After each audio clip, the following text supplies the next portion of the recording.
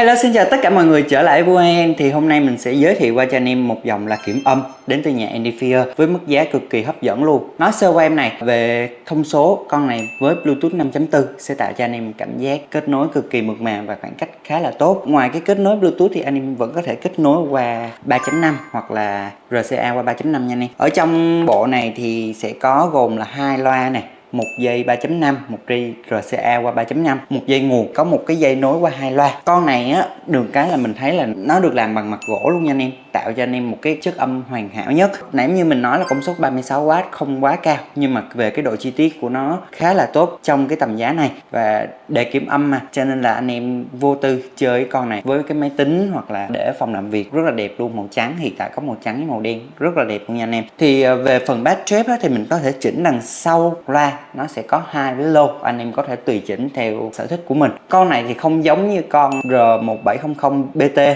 là cái lỗ hơi nó mặt trước, con này thì cái lỗ hơi nó mặt sau. Về thiết kế tổng quan chung thì rất là đẹp, phù hợp với lại sở thích của nhiều người. Mặt trước thì mình sẽ có một cái cổng cắm tai nghe với lại cắm 3.5 ở đây, và đằng trước mình sẽ có một cái là vặn volume. Con này thì nó sẽ không có đồng bộ volume của anh em ở trên điện thoại và cái loa nha. Thì maybe thì anh em cứ mở full cái âm lượng ở trên đây đi, rồi mình sẽ chỉnh theo cái điện thoại mình cho tiện. Sơ lược qua em này là như vậy. Bây giờ mình sẽ cho anh em nghe thử cái chất âm của em nó qua hai bài hát như thế nào nhé. Và việc